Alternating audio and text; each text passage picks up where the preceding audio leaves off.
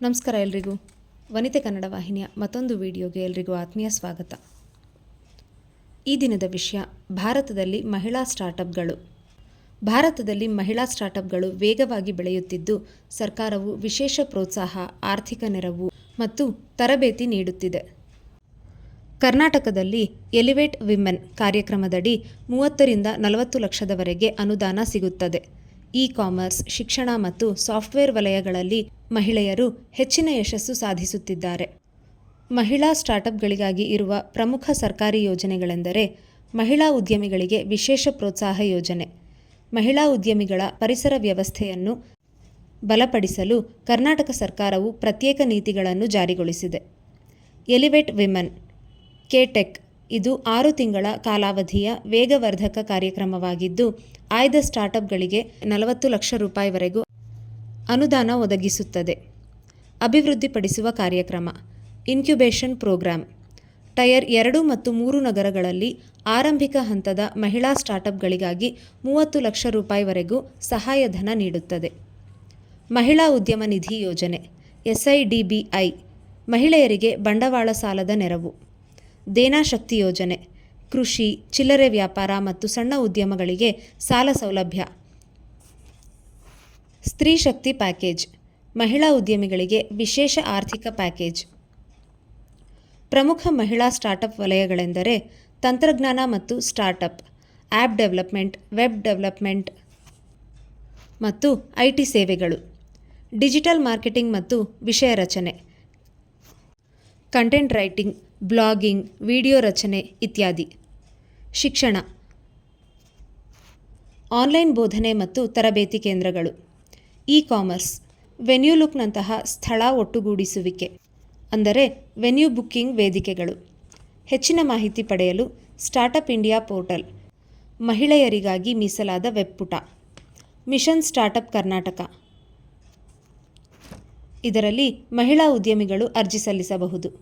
PIB ಪ್ರಕಟಣೆಗಳು, PIBನಲ್ಲಿ ಲಭ್ಯವಿರುವ ಸರ್ಕಾರಿ ಕಾರ್ಯಕ್ರಮಗಳು. ಈ ವಿಷಯಗಳನ್ನು ಗಮನಿಸುವಾಗ ಸರ್ಕಾರದ ವತಿಯಿಂದ ಸ್ವ ಉದ್ಯಮ ಆಸಕ್ತಿದಾರರಿಗೆ ಯಾವುದಾದರೂ ತರಬೇತಿ ಕಾರ್ಯಕ್ರಮಗಳಿವೆಯಾ ಅಂತ ಹುಡುಕಿದಾಗ centre for entrepreneurship development of Karnataka ಅನ್ನೋಂಥ ವೆಬ್ಸೈಟ್ ಸಿಕ್ತು. ಇದರಲ್ಲಿ ವಿವಿಧ ರೀತಿಯ ಕಾರ್ಯಕ್ರಮಗಳ ಬಗ್ಗೆ ಮಾಹಿತಿ ಇದೆ.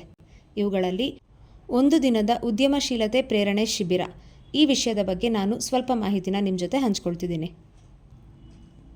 ಕೆಲವು ಕ್ಷೇತ್ರಗಳ ಆರ್ಥಿಕ ಅಭಿವೃದ್ಧಿಯಲ್ಲಿ ಸಣ್ಣ ಮತ್ತು ಸೂಕ್ಷ್ಮ ಉದ್ಯಮಗಳು ಪ್ರಮುಖ ಪಾತ್ರ ವಹಿಸುತ್ತವೆ. ಆರ್ಥಿಕ ಅಭಿವೃದ್ಧಿ ಚಕ್ರದಲ್ಲಿ ಸಣ್ಣ ಮತ್ತು ಸೂಕ್ಷ್ಮ ಉದ್ಯಮಗಳು ಸರಪಳಿ ಕೊಂಡಿಯಾಗಿ ಕಾರ್ಯನಿರ್ವಹಿಸುತ್ತಿವೆ. ಕೆಲವು ಪ್ರದೇಶಗಳಲ್ಲಿ ಸ್ವಯಂ ಉದ್ಯೋಗವನ್ನು ಸೃಷ್ಟಿಸುವ ಮೂಲಕ ಉದ್ಯೋಗಾವಕಾಶಗಳು ಹೆಚ್ಚಾಗುತ್ತವೆ ಮತ್ತು ಕೃಷಿ ಕ್ಷೇತ್ರಕ್ಕೆ ಪರೋಕ್ಷವಾಗಿ ಬೆಂಬಲ ನೀಡುತ್ತವೆ. ಇದು ಆ ಪ್ರದೇಶದ ಆರ್ಥಿಕ ಸ್ಥಿತಿಯನ್ನು ಅಭಿವೃದ್ಧಿಪಡಿಸಲು ಸಹಾಯ ಮಾಡುತ್ತದೆ. ಈ ಹಿನ್ನೆಲೆಯಲ್ಲಿ ವಿದ್ಯಾವಂತ ನಿರುದ್ಯೋಗಿ ಯುವ ಪೀಳಿಗೆಯನ್ನು ಸ್ವಯಂ ಉದ್ಯೋಗಾವಕಾಶಗಳನ್ನು ತೆಗೆದುಕೊಳ್ಳಲು ಪ್ರೇರೇಪಿಸಬಹುದು ಮತ್ತು ಅವರನ್ನು ಈ ಕಾರ್ಯದತ್ತ ಆಕರ್ಷಿಸಬಹುದು. ಇದಕ್ಕಾಗಿ ಅವರಿಗೆ ಸೂಕ್ತ ಮಾರ್ಗದರ್ಶನ ಅಗತ್ಯ. ಸರ್ಕಾರ ಮತ್ತು ವಿವಿಧ ಸಂಸ್ಥೆಗಳು ಈ ಕಾರ್ಯದಲ್ಲಿ ಸಕ್ರಿಯವಾಗಿ ತೊಡಗಿಸಿಕೊಂಡಿವೆ ಮತ್ತು ವಿದ್ಯಾವಂತ ನಿರುದ್ಯೋಗಿ ಯುವಕ ಯುವತಿಯರಿಗಾಗಿ ರಾಜ್ಯದ ಎಲ್ಲ ಜಿಲ್ಲೆಗಳಲ್ಲಿ ವಿವಿಧ ಕಾರ್ಯಕ್ರಮಗಳನ್ನು ನಡೆಸಲು ತಮ್ಮ ಬೆಂಬಲವನ್ನು ನೀಡುತ್ತಿವೆ. ಹೀಗಾಗಿ ಪ್ರತಿಯೊಂದು ರಾಜ್ಯವೂ ಯುವಕ ಯುವತಿಯರ ಕೌಶಲ್ಯದ ಬಗ್ಗೆ ಆಸಕ್ತಿಯನ್ನು ಗುರುತಿಸುವ ಮೂಲಕ ಕೌಶಲ್ಯಾಭಿವೃದ್ಧಿ ಕಾರ್ಯಕ್ರಮಗಳನ್ನು ನೀಡುವಲ್ಲಿ ತೊಡಗಿಸಿಕೊಂಡಿದೆ. ಈ ಕಾರ್ಯಕ್ರಮವನ್ನು ಜಿಲ್ಲಾ ಮಟ್ಟಕ್ಕೂ ವಿಸ್ತರಿಸಲಾಗಿದೆ. ಈ ಪ್ರಯತ್ನದ ಮೂಲಕ ಅವರ ಕೌಶಲ್ಯ ಮಟ್ಟವನ್ನು ಉನ್ನತ ಮಟ್ಟಕ್ಕೆ ಹೆಚ್ಚಿಸಬಹುದು ಮತ್ತು ಅವರನ್ನು ಸ್ವಯಂ ಉದ್ಯೋಗಸ್ಥರನ್ನಾಗಿ ಮಾಡಬಹುದು.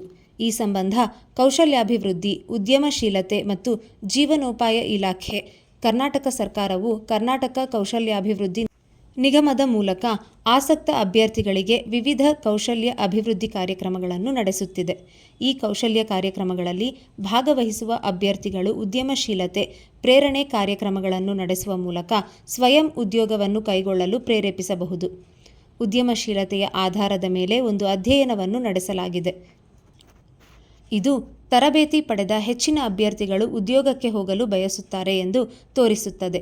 ಉಳಿದ ಅಭ್ಯರ್ಥಿಗಳು ಸ್ವಯಂ ಉದ್ಯೋಗಕ್ಕೆ ಹೋಗುತ್ತಾರೆ. ಈ ಅಧ್ಯಯನದಿಂದ ಕೇವಲ ಉದ್ಯೋಗ ಸಿಗುತ್ತಿರುವವರು ಸ್ವಯಂ ಉದ್ಯೋಗಕ್ಕೆ ಹೋಗುತ್ತಾರೆ ಎಂದು ತಿಳಿದುಬಂದಿದೆ. ಇದು ಅವರು ಬಲವಂತವಾಗಿ ಸ್ವಯಂ ಉದ್ಯೋಗಕ್ಕೆ ಹೋಗಿದ್ದಾರೆ ಎಂಬುದನ್ನು ತೋರಿಸುತ್ತದೆ. ಇದನ್ನು ಬಲವಂತದ ಉದ್ಯಮಶೀಲತೆ ಎಂದು ಕರೆಯಲಾಗುತ್ತದೆ. ಹೆಚ್ಚಿನ ಯುವಕ ಯುವತಿಯರು ಉದ್ಯೋಗ ಹುಡುಕಾಟದಲ್ಲಿ ತೊಡಗಿಸಿಕೊಂಡಿದ್ದಾರೆ ಮತ್ತು ಎಲ್ಲೋ ಉದ್ಯೋಗವನ್ನು ತೆಗೆದುಕೊಳ್ಳಲು ತಮ್ಮ ಆಸಕ್ತಿಯನ್ನು ವ್ಯಕ್ತಪಡಿಸುತ್ತಾರೆ. ಈ ಜನರನ್ನು ಗುರುತಿಸಿ ಉದ್ಯಮಶೀಲತೆಯ ಬಗ್ಗೆ ವಿವರಿಸಬಹುದು ಮತ್ತು ಸ್ವಯಂ ಉದ್ಯೋಗವನ್ನು ಕೈಗೊಳ್ಳಲು ಪ್ರೇರೇಪಿಸಬಹುದು.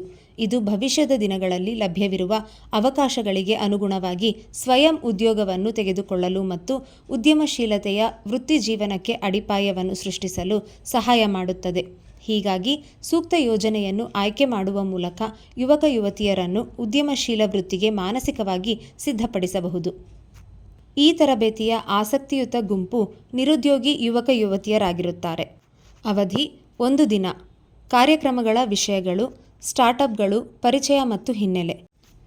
ಉದ್ಯಮಿಯಾಗುವ ಮೋಡಿಗಳು: ವಿವಿಧ ಸರ್ಕಾರಿ ಇಲಾಖೆಗಳು ಅಥವಾ ಸಂಸ್ಥೆಗಳಿಂದ ಲಭ್ಯವಿರುವ ಬೆಂಬಲಗಳು. ಯಶಸ್ವಿ ಉದ್ಯಮಿಯಿಂದ ಅನುಭವವನ್ನು ಹಂಚಿಕೊಳ್ಳುವುದು.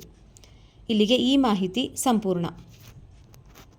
ಈಗ ಇಂದಿನ ಕಿವಿಮಾತು. ಪ್ರತಿಯೊಂದು ಸಣ್ಣ ನಗು ಕೂಡ ಯಾರಾದರೂ ಒಬ್ಬರ ಹೃದಯವನ್ನು ಮುಟ್ಬೋದು. ಯಾರೂ ಸಂತೋಷವಾಗಿ ಹುಟ್ಟೋದಿಲ್ಲ, ಆದರೆ ನಾವೆಲ್ಲರೂ ಸಂತೋಷವನ್ನು ಸೃಷ್ಟಿಸುವ ಸಾಮರ್ಥ್ಯದೊಂದಿಗೆ ಹುಟ್ಟಿದ್ದೀವಿ. ಯಾವಾಗಲೂ ಸಂತೋಷವಾಗಿರೋಣ. ಧನ್ಯವಾದ.